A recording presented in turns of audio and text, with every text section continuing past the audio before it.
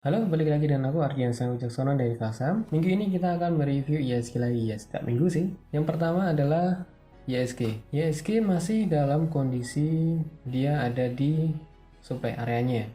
Ini kalau daily MACD-nya masih bagus dan ternyata kemarin ini baru golden cross antara EMA20 dengan EMA100. Kita cek weekly-nya. Untuk weekly-nya masih bagus nih candlenya. Ini hijau. Ini seperti istirahat bentar sih. Kita lihat lagi di time frame yang lebih kecil yaitu 15 menit. ISG dia terjebak di supply areanya antara 6078 sampai 6119. Antara ini nih, dia baru kejebak di sini. Tapi aslinya dia naik nih, cukup konsisten sih asing mulai dari area sini dia sampai per Jumat kemarin konsisten melakukan pembelian meskipun ada merahnya untuk taking profit. Ini apakah satu minggu besok ISG akan di markdown oleh asing, yaitu asing beli tapi ISG bergerak di situ-situ aja atau cenderung bergerak turun dikit, atau udah saatnya dia breakout supply areanya dan menuju ke area sini. Supply area terdekatnya ada di 6340-an. Apakah besok akan sampai?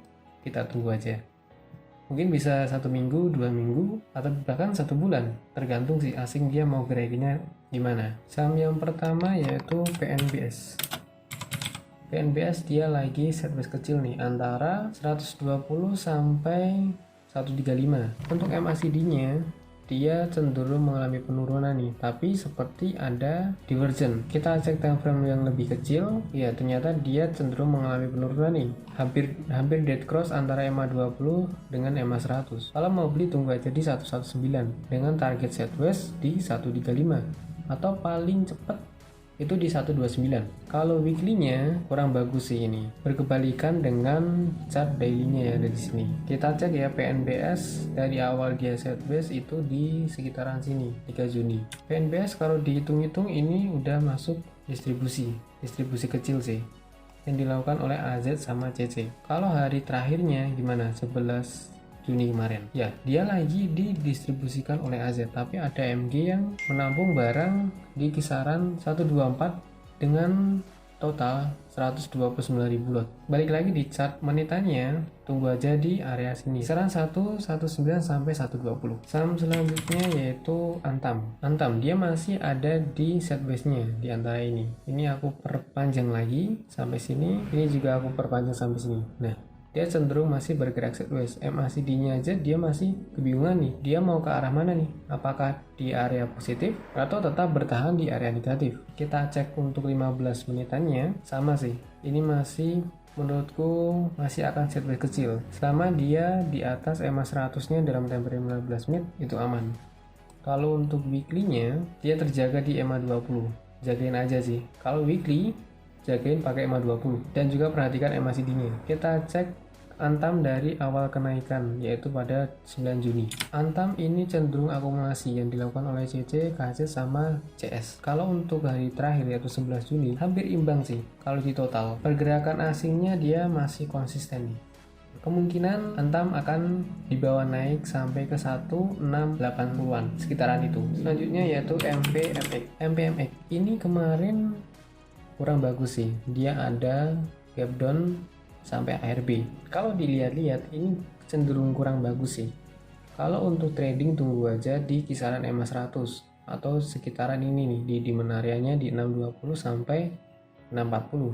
MACD-nya juga kurang bagus sih. Ini semakin turun tapi semakin melebar. Volumenya juga semakin berkurang, jadi hati-hati. Weekly-nya juga mengindikasikan kurang bagus. Ini candlenya cukup mengkhawatirkan. Kita cek dari awal dia penurunan nih. Indikasinya di awal penurunan itu ada di 31 Mei 2021. Ya, seperti dugaanku dia udah didistribusikan oleh YU. Kalau di hari terakhir itu gimana? Masih didistribusikan. Pesanku hati-hati nih. Kalau kamu udah punya barang di sini, switch ke saham yang lebih berpotensial aja, yang dia bergerakannya masih uptrend kayak gini. Naik koreksi bisa beli di sini, naik lagi jual di sini, koreksi bisa beli di sini, jual di sini.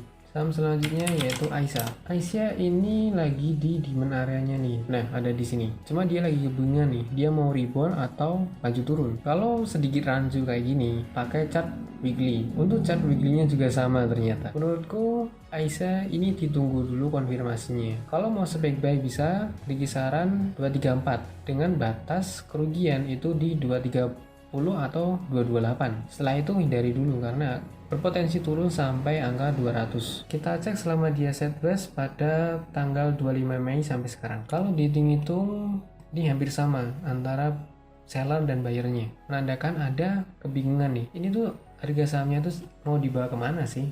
Mau dibawa naik atau turun? Nanggung sekali soalnya dari chartnya.